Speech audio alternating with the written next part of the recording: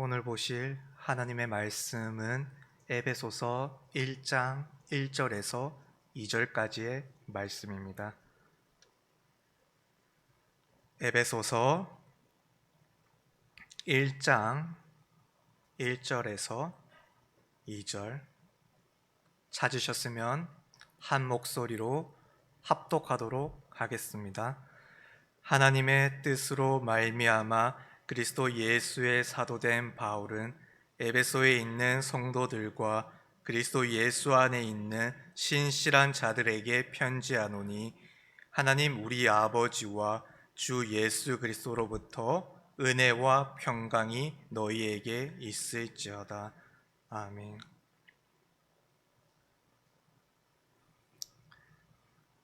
바울이 에베소서를 쓴 이유를 말씀드리기 이전에 제가 수요 예배를 담당할 때마다 다룰 본문으로 에베소서를 택한 이유를 먼저 말씀드리겠습니다. 에베소서라고 하면 교회론이 풍성하게 들어있는 바울의 편지라고 할 수 있습니다. 교회론이라는 신학적 용어를 조금 더 부드럽게 사용하기 위해서 교회란 무엇인가라고 사용하도록 하겠습니다. 교회란 무엇인가? 여러분, 교회란 무엇입니까? 교회의 성격을 두 가지로 요약을 한다면 교회의 머리 되시는 그리스도 중심성, 그리고 하나님과 이웃과 세상과의 관계성이라고 할 수 있습니다. 제가 개인적으로 에베소서를 통해 도전하고자 하는 점은 그리스도를 중심으로 한 하나의 본질을 가진 네 가지 유형의 교회의 모습에 도달하는 것입니다.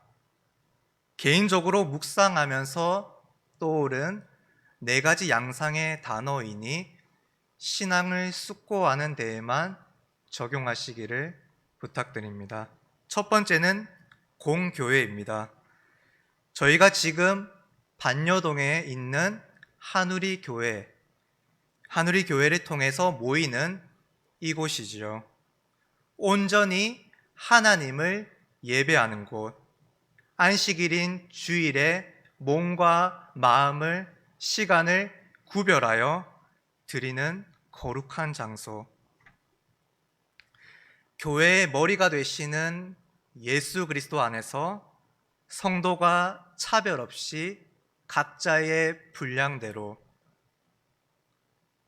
하나님을 예배하고 성도들 간의 교제, 섬김, 구제를 하며 말씀을 제대로 듣고 받고 배우도록 힘쓰는, 그리고 그렇게 해서 그리스도의 분량까지 자라나기 위해 정진하는 곳, 그리스도의 십자가와 부활을 기억하며 그리스도와의 연합을 참으로 깨닫는 곳, 그곳이 바로 공교회입니다. 두 번째는 가정교회입니다. 가정의 구성원들은 상호 보완적으로 상호 교류를 합니다. 가정의 머리 또한 예수 그리스도가 되시는데 예수 그리스도 안에서 남편인 가장이 가정을 대표하여 아내를 진심으로 사랑하며 말씀으로 자녀를 잘 양육합니다. 아내는 남편의 말에 귀 기울이며 말씀에 위배되지 않는 한 남편이 가정을 위해 하는 일에 순종해야 합니다. 아이들도 부모를 잘 공경할 수 있어야 하며 부모도 아이들의 마음을 잘 헤아릴 수 있어야 합니다. 중요한 것은 가정도 교회라는 점입니다. 그리스도의 사랑 안에서 하나가 되어야 합니다. 가장 많이 서로의 단점을 보고 가장 많이 서로에게 실망하거나 실수를 하며 싸울 때에는 피 터지게 싸우는 모습이 잘 보여지는데, 이를 말씀 안에서 잘 해결하지 못하면 다른 공동체의 어떠한 관계 속에서도 불협화음과 불화가 생길 수밖에 없습니다. 가정은 하나님 사랑과 이웃 사랑을 이어주는 곳입니다. 십계명 제5계명에서 부모를 공경하라고 했듯, 부모를 공경하는 모습이 하나님을 경외하는 모습이며, 가정 구성원들이 서로 존중하는 모습이 하나님을 존중하는 모습입니다.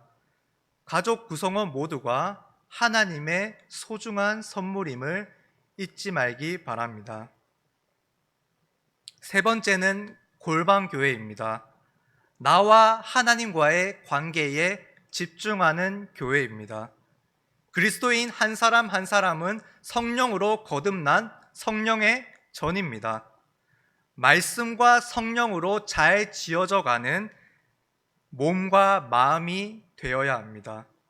아무도 보지 않는 골방의 장소는 자신의 추악한 모습과 정욕이 발견되는 장소이며 죄가 우글거리는 장소입니다. 골방은 영적 싸움터입니다. 골방에서 무너지면 골방에서 벗어난 모든 장소에서 죄에 쉽게 노출되게 됩니다. 따라서 우리는 골방 속에서 자기를 철저히 부인하며 말씀을 붙들고 죄와 싸우며 무엇보다 기도에 힘써야 합니다. 영적 전쟁을 치르고 있을 때 가장 최전방이 바로 골방입니다. 이곳에서 기도하지 않으면 기도의 방패가 뚫려 죄와 악이 인생 깊숙이 침투하기 시작할 것입니다. 하지만 감사하게도 골방은 나 홀로 서 있지 않습니다. 중보자 되시는 예수님이 함께 하십니다. 말씀과 성령의 인도하심으로 기도할 때 예수님이 우리와 함께 기도하시며 하나님과 깊은 교제에 들어갈 수 있도록 도우십니다.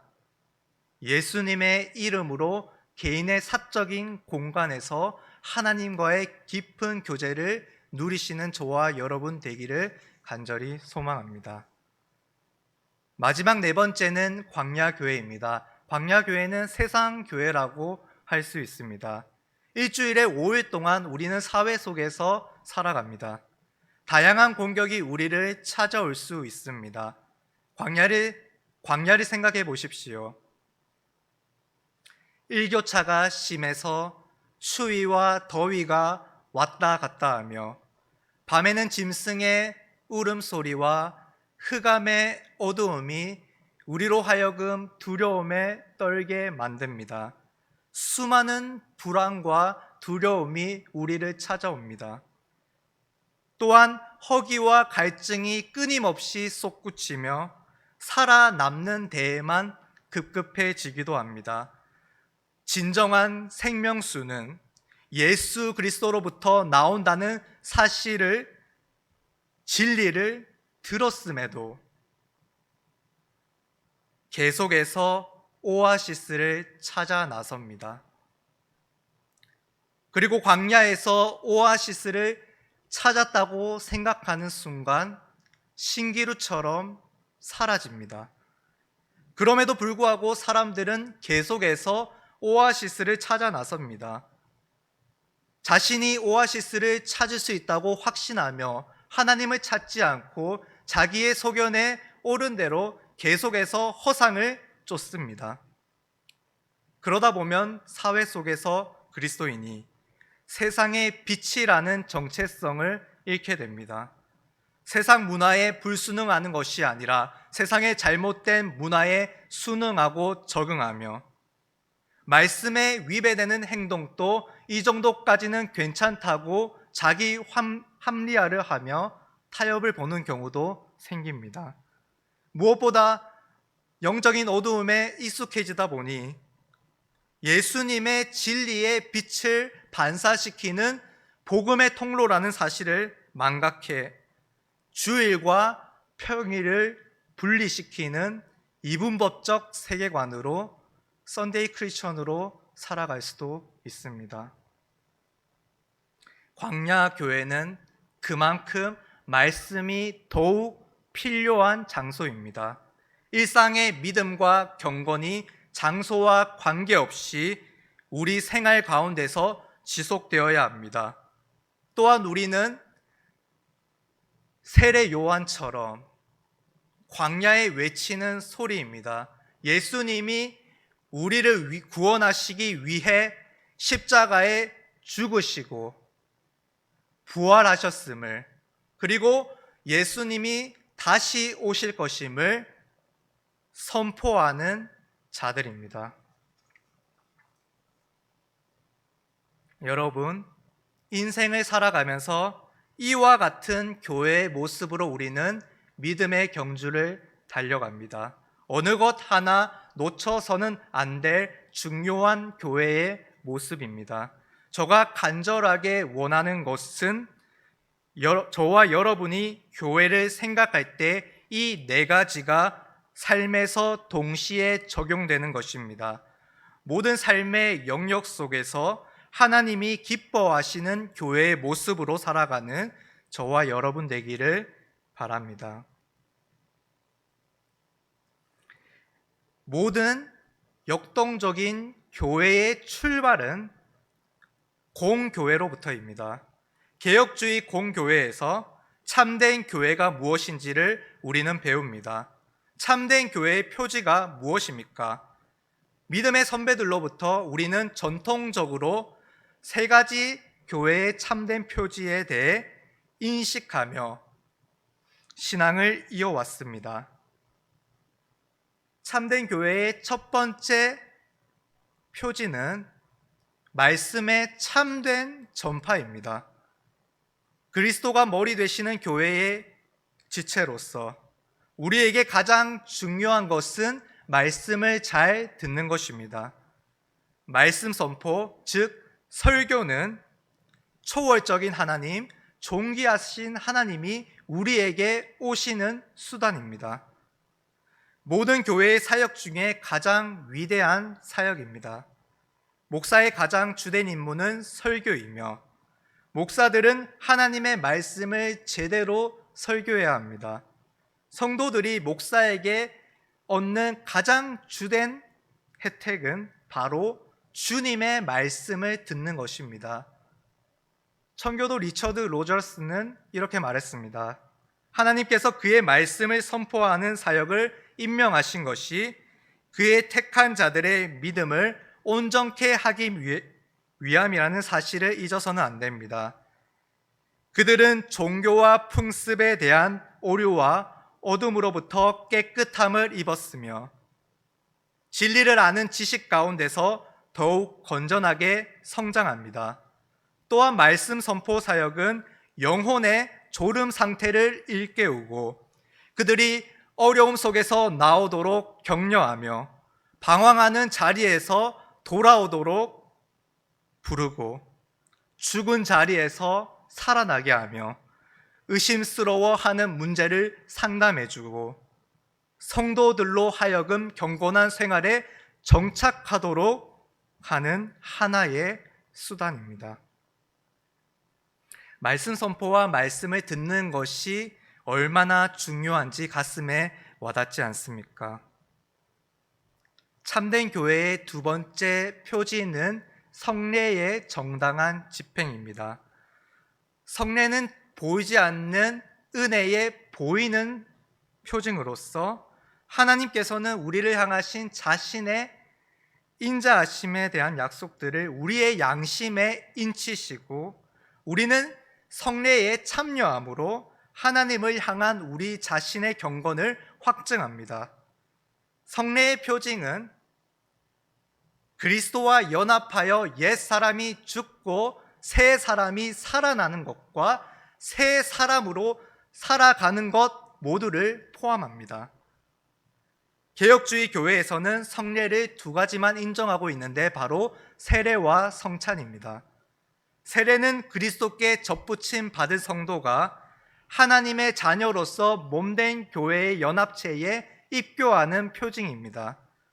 성찬은 주님께서 주시는 생명의 떡과 음료를 먹고 마심으로써 그분께서 영생을 주시는 분이심을 확증하는 영적 잔치입니다. 말 그대로 예수 그리스도의 십자가와 부활과 그로 말미암은 생명과 영생과 생활은 우리 각자에게 그대로 들어오는 성령의 능력을 통한 하나님의 임재입니다. 또한 성례는 믿음의 말씀이 함께 주어지는 외적인 징표입니다. 성례는 성령 충만한 삶을 우리가 살아가기 위해서 필요가 아니라 필수입니다. 앞으로 우리 교회에서 이루어지는 성례에 마음의 중심을 다하여 적극적으로 참여하기를 바랍니다. 참된 교회의 세 번째 표징은 권징의 신실한 집행입니다. 모든 공동체는 올바른 권징이 필요합니다. 교회는 질서 정연해야 합니다. 질서를 파괴하거나 제멋대로 행동하는 사람들을 향해 올바른 권징이 이루어지지 않는다면 교회가 얼마나 혼란스럽겠습니까? 교회의 분열을 일으키는 그때 권징이라는 처방이 필요합니다. 물론 권징에는 단계가 있어야 합니다. 먼저 공동체적으로 권고해서는 안 됩니다. 사적으로 권고하고 그래도 되지 않을 때에는 교회의 공적 재판에 소환해야 합니다. 사적인 죄는 사적으로, 공적인 죄는 공적으로 다루어야 합니다. 교회 안에서 개인적인 허물뿐만 아니라 범죄 혹은 파렴치한 악행이 일어날 수도 있습니다. 교회는 사악한 자를 정죄하는 의무를 지니고 있습니다. 교회는 거룩한 교회이기 때문입니다. 그러므로 권징을 통해 교회의 몸을 보존하고 선한 사람이 악한 사람에게 악영향을 미쳐 점령되는 것을 막으며 범죄한 자신이 자기를 되돌아보고 수치를 느낌으로 회개를 시작할 수 있도록 도울 수 있어야 합니다. 저는 나아가 이 권징이 부드러운 의미에서도 적용되었으면 합니다. 성도들의 권면이라고 이름 붙이고 싶습니다. 성도들이 서로가 감시자가 되자는 말이 아닙니다. 가장 친밀한 공동체인 교회 공동체에서 서로의 삶을 돌아보고 말씀 안에서 그리스도의 사랑 안에서 할 수 있는 권면들을 해주자는 말입니다. 성도들은 말씀의 위로가 필요한 사람들입니다. 믿음의 삶을 치열하게 살아가고 있는 동력자는 가장 큰 믿음의 본이 됩니다. 먼저 말씀을 깊이 묵상하여 죄와의 싸움에서 이겨내어 하나님 앞에서 떳떳한 모습으로 세워져 가고 있다면 그 성도가 하는 말은 자연스레 영향을 미치게 될 것입니다. 여러분, 교회 공동체의 중심은 말씀 중심, 그리스도 중심, 하나님 사랑에서 비롯된 이웃 사랑 중심, 다시요, 말씀 중심, 그리스도 중심, 하나님 사랑에서 비롯된 이웃 사랑 중심임을 꼭 기억하며 살아가는 모든 한우리 교회 지체들이 됩시다. 교회란 무엇인지 짧지만 굵게 나누어 보았습니다. 이제 본격적으로 에베소서에 들어가 보도록 하겠습니다. 에베소서 편지는 사도 바울이 로마 옥중에 갇혀 있을 때 쓴 편지입니다. 이 편지의 수신인은 소아시아 에베소에 있었던 기독교 교회 공동체입니다. 사도 바울은 2차 전도 여행 때 에베소에 들렸고 짧은 기간 동안 회당에서 유대인과 변론하면서 복음을 전파했습니다. 바울의 복음을 들은 여러 사람들은 바울이 떠나지 말기를 간청했지만 바울은 하나님의 뜻이라면 다시 돌아오겠다고 말하고는 떠났습니다. 그리고 제3차 전도 여행 때 다시 에베소서를 들리게 되었고 3년 동안 머물면서 사람들에게 복음을 전파했습니다. 그때 에베소 교회가 세워졌습니다. 에베소 교회의 구성원들은 어떤 사람들이었을까요? 에베소 성도들은 과거에 점성술, 마술, 신비 종교에 심취되어 있었던 이교도였다가 회심을 한 사람들이 많았습니다. 이교도였던 과거는 그리스도의 주권에 반응하는 삶을 살기 위해 윤리적인 지침을 필요로 했습니다. 그래서 이들에게 바울의 복음이 잘 뿌리내려야 했습니다. 이에 따라 바울은 그리스도 안에서 교회 안에서의 일치, 구별된 그리스도인의 윤리, 영적 전쟁의 준비와 우주적 화해를 강조했습니다. 바울이 에베소서를 쓴 목적을 요약하자면 구원과 교회의 의미, 교회적 삶, 교회 밖에서의 삶을 잘 정리하기 위함으로 볼 수 있습니다. 삼위 하나님의 은혜와 역사로 이루어진 구원이 얼마나 아름답고 영광스러운지를 깨닫는 성도, 죄와 사망으로 구원받은 모든 구성원들, 즉 유대인과 이방인 모두를 하나님과 화목하는 새로운 한 가족으로 만드는 교회, 하나가 된 교회에서 그 하나됨을 힘써 지키기 위해 그에 합당한 자질을 기르고 애쓰며 진리와 사랑 안에서 자라나는 교회적인 삶, 사회 속에서 더러운 것을 행하거나 말하지 않고 빛의 열매를 맺는 교회 밖에서의 삶. 바울은 에베소서를 통해 교인들이 이와 같은 교회적 성도가 되기를 원했습니다. 이를 생각하면서 오늘 본문 에베소서 1장 1절 2절을 다시 함께 읽도록 하겠습니다. 1절 2절 말씀입니다. 시작.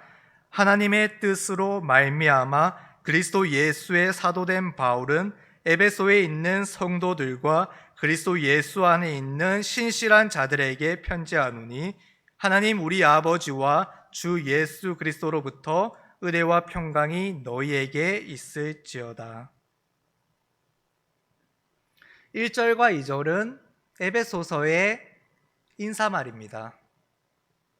바울이 인사를 건네면서 자신이 하나님의 뜻으로 예수 그리스도에 의해 보냄받은 사도라고 말하고 있습니다. 사도는 일반적으로 왕이나 권력자의 권한을 위임받아 특정 공무를 위해 파견된 사람을 뜻합니다. 그렇다면 바울이 그리스도 예수의 사도라는 말은 예수님의 권한을 위임받아 하나님 나라의 직무를 수행하기 위해 파견받은 사람이라는 말입니다. 사도로서의 정체성을 지닌 바울은 에베소 성도에게 편지를 보냈습니다. 성도는 하나님의 거룩한 백성으로 예수 그리스도 안에서 신실한 자들입니다. 예수 그리스도를 믿음으로 그리스도 안에서 하나님의 거룩한 백성으로 살아가는 것이 모든 성도의 정체성입니다. 예수 그리스도의 사도 바울은 하나님의 거룩한 백성에게 지금 편지하고 있습니다. 2절에서 바울은 에베소 교인들에게 은혜와 평강이 있기를 기원하고 있는데요. 이 은혜와 평강은 하나님 아버지와 주 예수 그리스도만이 주실 수 있는 것입니다. 교회의 성도는 이미 은혜를 받아 평강을 누리는 자들입니다. 바로 그리스도 안에서 말입니다. 에베소서의 핵심 주제를 하나 정하자면 그리스도 안에서 하나 된 교회라고 말할 수 있습니다. 그리스도 안에서 살아 움직이는 성령의 전, 교회로 존재하는 하늘의 교회 지체 여러분, 앞으로 계속해서 에베소 말씀을 함께 묵상하면서 그리고 가슴에 새기면서 거룩한 하나님의 교회로서의 정체성을 간직하며 생활합시다. 말씀, 성례, 권징이 올바르게 이행되며 성도들끼리의 연합이 이루어지는 공교회의 일원, 그리스도의 사랑을 실천하고 부모를 공경하며 서로를 상호 존중하고 하나님을 경외하는 마음, 이웃을 사랑하는 마음을 배우는 가정교회의 구성원, 하나님 앞에서 철저하게 자기를 부인하고 죄를 자백하며 긍휼을 구하는 기도의 소리가 울려 퍼지는 골방교회의 예배자, 세상의 유혹과 두려움으로부터 성령의 전신 갑주를 입고 그리스도인의 덕을 끼치며 담대히 믿음의 일상을 살아내는 광야 교회의 삶의 선교자, 이 모든 교회의 정체성을 그리스도 안에서 성령의 충만함으로 지켜나가며 그리스도에게까지 성숙해 나가는 모든 하늘의 교회 구성원들이 되기를 간절히 소망합니다. 찬양하고